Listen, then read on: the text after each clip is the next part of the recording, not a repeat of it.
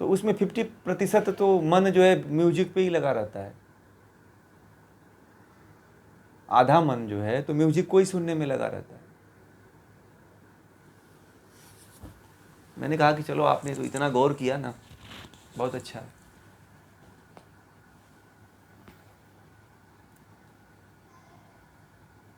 बोले कि विचार आते हैं, परेशान कर देते हैं, वहाँ पे भी ऊब जाता है मन करता है कि छोड़ के भाग जाएं आज।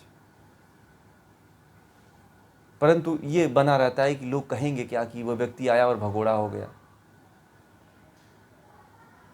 तो ऐसा माहौल वहाँ रहता है कि भाई जब ध्यान में आए हो तो सब कुछ छोड़ के आना और फिर दोबारा भागने की कोशिश मत करना। ये भी होता है कि अपनी इज्जत बचानी है, नहीं तो लोग कहेंगे कि ये ध्यान करने गया था, ध्यान नहीं करके आया और बीच में भाग के छोड़ के चला आया। तो ये सब बातें मुझसे कह रहे थे वो, मैं उनका नाम नहीं लूँगा, ठीक है।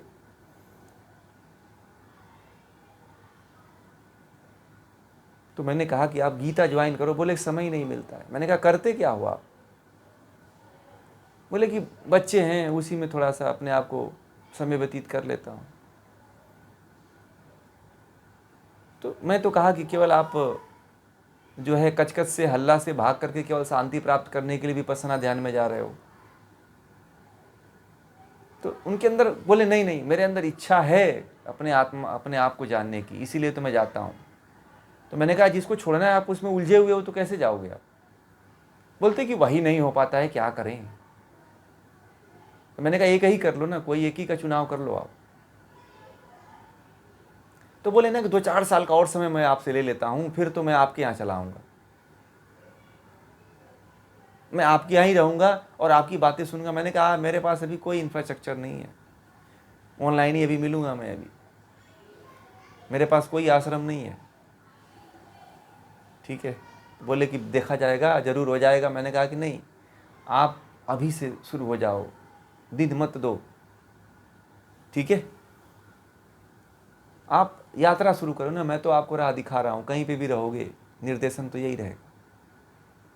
हाँ ज़रूरी है, साथ रहने से और दूर रहने से बड़ा फर्क पड़ता है, परंतु ये है कि अभी संभव नहीं है। परंतु आप सही राह पे चलो, आप जो छोड़ना है पहले वो तो छोड़ दो। कहते हो कि 4 साल और व्यतीत कर लेते हैं, फिर कहेंगे कि 2 साल और देख लेते हैं, छोटे बच्चे हैं। एक 85 साल के बुजुर्ग थे, समझ रहे हैं, तो इतना घर से परेशान थे कि बहुएं उनको परेशान कर देती थी, उनको डायबिटीज़ था, बीपी थी। तो कहते थे कि मैं कहता हूँ कि ये खाना बनाओ तो घर वाले कहती हैं उनकी बहुएं कि खाना है तो खाओ, नहीं तो हमसे नहीं बन पाएगा। तो आकर के मुझसे कहते थे कि ऐसी ऐसी बातें हैं, मैं करूँ तो करूँ क्या। तो मैंने कहा कि आप इस समय आप क्यों अपने आप को इसमें लगा रहे हो, आपको तो भगवान की तरफ मोड़ना चाहिए अपने आप को। तो बोलते हैं कि लड़के को लेकर मुझे बड़ा चिंता होती है कि इसका मैं नहीं रहूँगा तो बिजनेस बंद हो जाएगा इसका।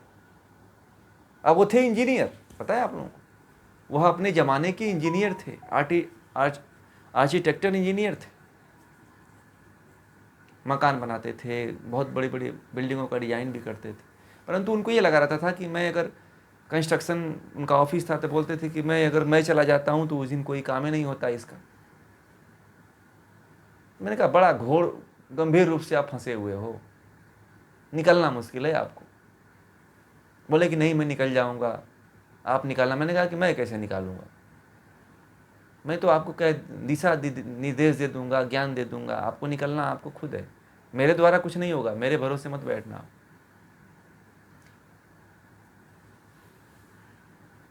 ये इतनी समस्याएं हैं, कैसे आप आगे अपने जीवन को बढ़ाओगे आप लोग? ऐसे हर व्यक्ति की कंडीशन यही है, समझ रहे हैं, हर व्यक्ति की कंडीशन यही है। हर व्यक्ति चाहता है कि मैं मुक्त हो जाऊं, हर व्यक्ति चाहता है कि मेरा नया दूसरा जन्म न हो, परंतु दूसरे जन्म न हो इसके लिए वह कोई काम कर ही नहीं रहा है। जीवन में आध्यात्म की शुरुआत कर ही नहीं रहा है तो कैसे पहुंचेगा भाई, दुख से छूटेगा।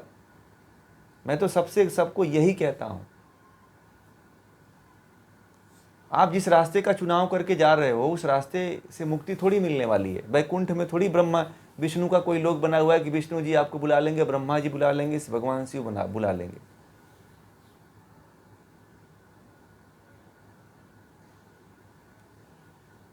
है कि नहीं?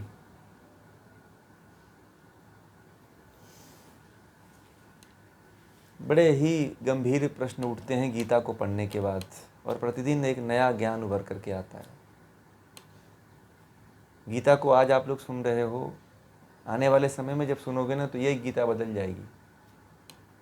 जो आज सुन रहे हैं वो कल गीता नहीं रहेगी। इसलिए सुनिएगा, ध्यानपूर्वक सुनिएगा आप लोग। आगे जब सुनेंगे तो इससे और उच्चतम स्तर का ज्ञान आप लोगों को मिलेगा। अभी तो आप लोग इसके प्राथमिक स्तर पे हो आप लोग गीता के। जब इसकी और ऊंचाइयों को, जब जैसे जैसे आप लोग ये गीता पूरा हो जाएगी तो आप लोग जब दूसरी बार जब गीता पढ़ोगे तो और